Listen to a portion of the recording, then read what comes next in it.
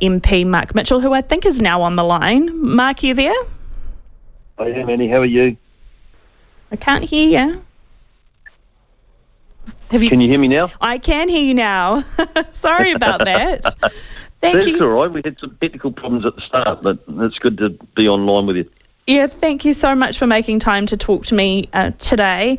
I know that you must just be despairing at what is going on in Auckland, or what happened overnight. What are your thoughts on it?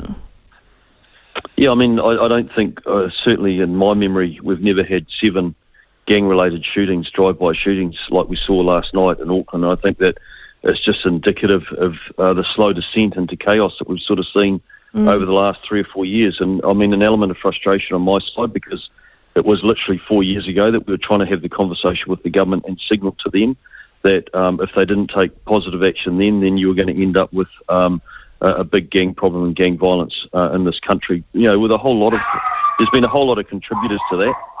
Sorry, your dog agrees. Yeah, that's right. Yeah, he's doing his job. And of course, you were in the police force, and you were a dog handler. I'm right on that. Yeah, I had a 14-year policing career, which I absolutely loved. Very, very proud to be part of what I consider the best police service in the world. Most of my career was spent in the police dog section and a member of the Armed Defenders Squad. So, you know, I'm a huge supporter of our service. I back them. I know what they're capable of, but they just haven't had the backing that they actually needed over the last 3 or 4 years, or the right focus in terms of being able to get out there and prevent the situation that we sort of find ourselves in last night with 7 drive-by shootings. Are you hearing much from officers that obviously you know quite a few people involved in the force still?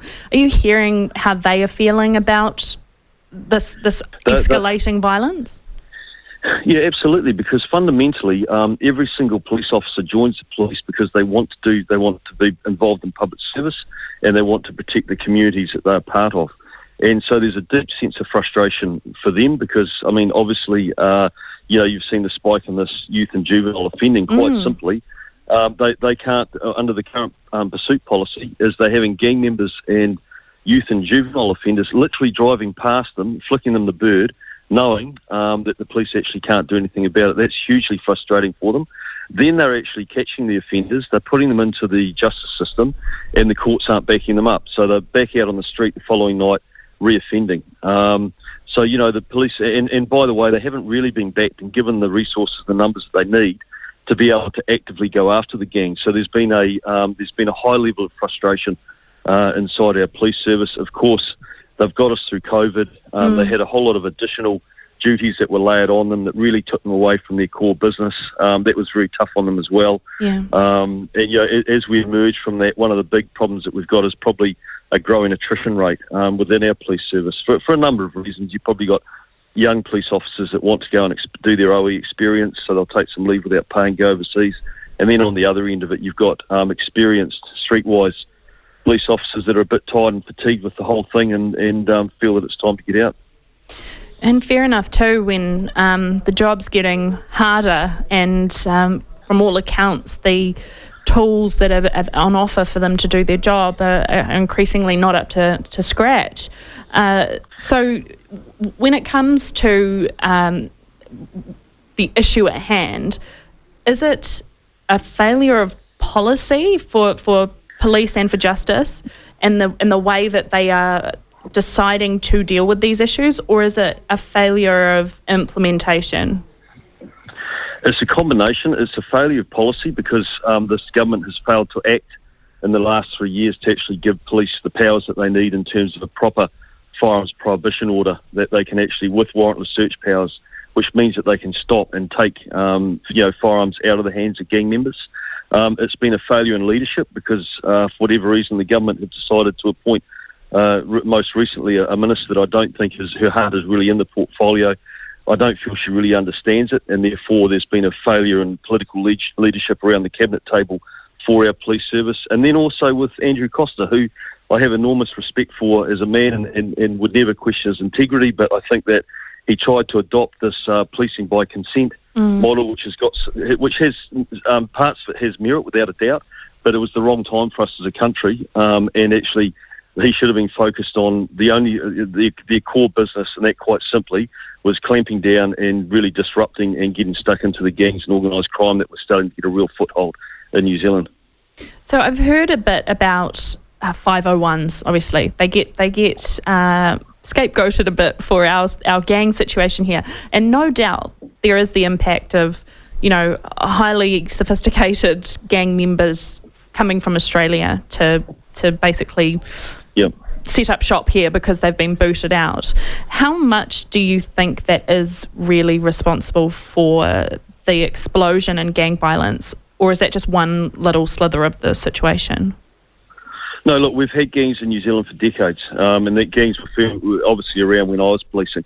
There's two things that you can do. One is you can make the environment for them to operate in extremely difficult, or you can make it permissive. And this government has chosen to make it permissive with a soft-on-crime approach, which means that you've seen gangs that feel like they can operate with impunity. They can take over public roads and public spaces. They can abuse and assault members of the public. They openly carry firearms. I mean, the tragedy that we encountered up here in my patch when we lost young Constable Matthew Hunt, who was gunned down in broad daylight on the streets of West Auckland, just going about normal policing duties. So there's been a complete failure in terms of proper leadership and focus in terms of empowering our police service to get out there and actually get on top of this gang problem. And now the gang problem has got on top of them, and it's much harder to turn back. But it takes a bit of intestinal fortitude and some focus to do it, but it can be done.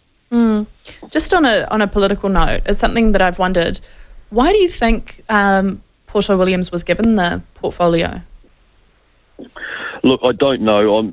Without a doubt, Poto has come to Parliament because she's passionate about something like we all do. Regardless of what party you're in, you come to Parliament because you want to make a difference, and you're passionate about something, and you want to try and implement it. But I don't think it's policing, and she certainly has lost the confidence of the front line. And so, and it's a mystery to me why the Labor Party actually keep her in that role when I'm sure they've got someone there that's actually passionate about the role and would like to take it on. Yeah, you would hope that in a massive caucus like theirs, there would be someone who had that passion. I know that that you would be chomping at the bit to do the job. So what would you do if you were Police Minister today and you were looking at what had happened last night? Well, I think the first thing that I'd do is have a meeting with the Commissioner and his senior leadership team and have a complete reset in terms of what our priorities would be as a government and what we wanted to do. And that would be quickly returning victims into the heart of our criminal justice system, because you hardly ever hear about victims actually being spoken about now. And making sure that their front line has sent very clear message that they have the support, that they have the resources and the ability to actually get organised, get focused and go after the gangs and start to disrupt them. And I think that the other thing that would have to come along in support of that is look at how the judicial system is actually operating and working in terms of supporting what our frontline police are doing, because one of their greatest frustrations is the fact that they feel very strongly there's a failure there. They're doing their job. They're putting people in front of the court and they're back out reoffending within days. It's that revolving door, yeah. Absolutely.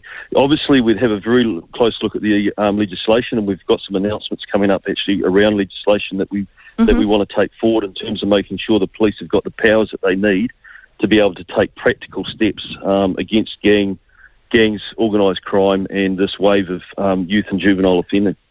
Speaking of which, I think it's probably something that's really alarming a lot of Kiwis. I know for me, seeing the ages of some of these offenders involved in especially the ram raids that seem to be happening like daily at the moment. What's happened? Why are there 11-year-olds ram raiding?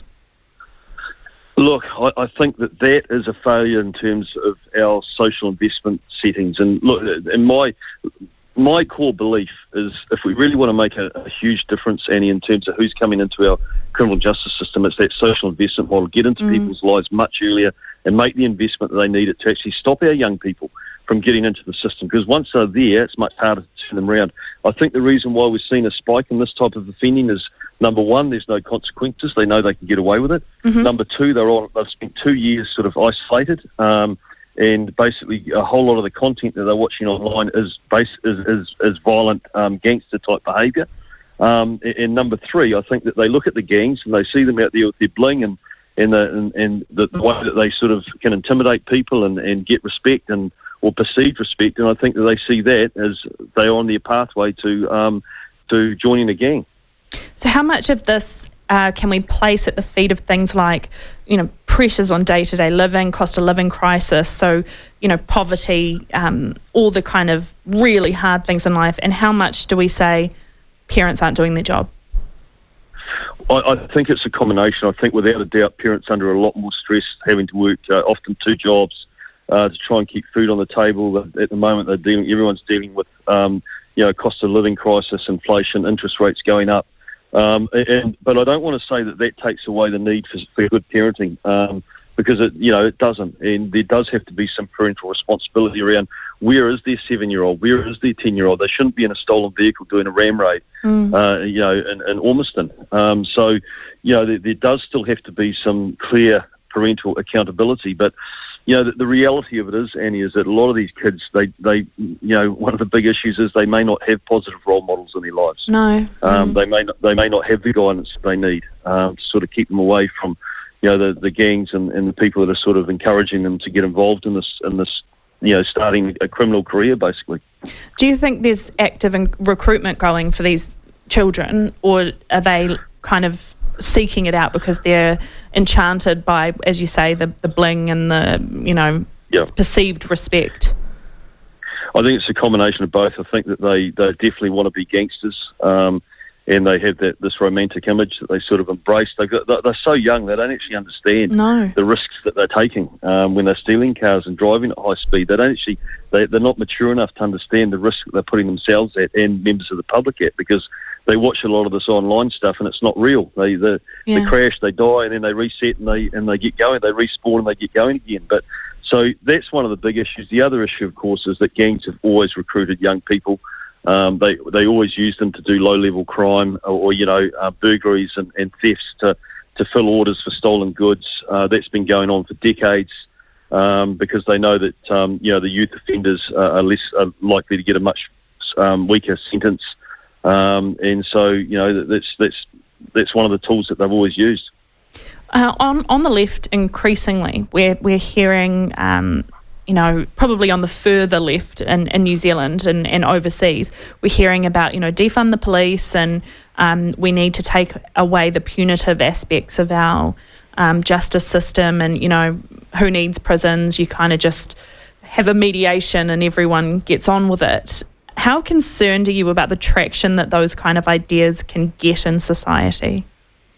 I think there's always space for mediation. There's always space for family groups conferences. There's always, depending on the level of the offending and also the offender's attitude and approach to it, then there is space for that. But you cannot take away punitive measures. And by the way, there needs to be consequences. If you don't have consequences in life, then you end up just on a fast road to anarchy. And the only ones that benefit from anarchy are the gangs themselves. So, there has to be consequences. And that's one of the big problems that we face at the moment, challenges that we face at the moment, is you have got a soft on crime government that has completely moved away and doesn't have has got no stomach for having consequences around any of this offending. I remember last year they were talking about getting rid of the 3 strikes in the justice system. Is that happening, or what's on the go with that? That's exactly what's happening. So one of the few pieces of legislation that actually that allows for tough sentencing for recidivist violent offenders, because that's who it's aimed at, this government is repealing. So it's just completely consistent with their soft on crime approach. By the way, Eli Epihai, who murdered Constable Matthew Hunt and attempted murder on Constable David Goldfinch, the judge wanted to use the 3 strikes legislation in the sentencing of Epihai because it would have meant that he got a proper sentence, but was reluctant because he thought that this government would pass legislation to remove it, and so he didn't feel like he could use it. And that's exactly what this government's doing. That seems very backwards to go, I think the government is going to do X, so I'm not going to apply the law as it is now. I'm quite I think floored. It was signalled. Well, it was signalled by the government. In fact, the government may have already had the legislation through the House and in the Select Committee. So, But the fact of the matter is, this government voted down bills like first responders legislation that made it much tougher sentencing on anyone that attacked an ambulance officer or a firefighter or a police officer or even a nurse, an emergency department nurse or doctor. The Labor Party voted that down. It didn't go through. Didn't they even vote down the one on police dogs as well? Yes, they voted down. The Labor Party and this Labor government have voted down every single piece of legislation that's been brought into that house that's not theirs, to try and strengthen up penalties and give the police more powers in terms of dealing with crime on the street. The three strikes legislation is just a perfect example. We put two bills in for the two firearms prohibition bills in that both got voted down by Labor. That was 2 years ago. Yeah, we're still talking about that bill now when it should have been passed in legislation and available to the police to use now. It might have averted and stopped the 7 drive-by shootings that we saw last night. So in 2023, say National leads the next government, what can we expect from, in terms of, do they overturn this repeal of 3 strikes and bring it back in? Is there going to be a spate of new legislation? What is the kind of idea of how you'd kick things off to get us back on track for a tougher on crime approach? So there'll be a suite of legislation and bills coming into the House that will give the police more powers to, and I don't want to say too much because we haven't actually announced that legislation yet, but it will definitely give the police more powers to be able to take proactive action against the gangs, and to give the public a sense that the police are controlling the streets and not the gangs. There'll probably be some legislation around gang insignia, because at the end of the day, and I firmly believe this, is that if you're wearing a gang patch, it's for one intention and one intention only, and that's to intimidate and flag to people that you're a criminal. That you are a member of that you're a criminal. And by the way, to wear one of those patches, you have to have committed some pretty major sort of violent crime against the community. So you'll probably see some legislation around that. But like I said, we are going to have some announcements, that you'll see in the next few months. But I just don't want to talk about that too much in detail until we actually announce them. Fair enough, and I look forward to seeing what you come up with there. I know that you're a very passionate advocate for the police and for lawfulness in New Zealand. So I look forward to seeing what you come up with the rest of the team. Thank you so much for joining me as I cover Leanne's show today. Thanks, Andy. Look, and thanks for having me on. And absolutely, I am a hugely passionate supporter of our police service. Very proud of them. But the only thing I would say is I'm also hugely passionate about us as a country getting our social investment modelling right, so that we stop young people and people coming into our criminal justice system and they can actually take advantage of all the amazing opportunities that our country actually offers. Sounds good. Well, I'm sure I'll get you back on here at some point, so make sure you answer my call. Will do. Thanks all right. for having me, Annie. See you, Mark. Okay. Thank you. That was Mark Mitchell, who is the police spokesperson for the National Party, and had a lot of really interesting things to say about what National sees as the issue leading to all of these gang shootings and real increase in violence.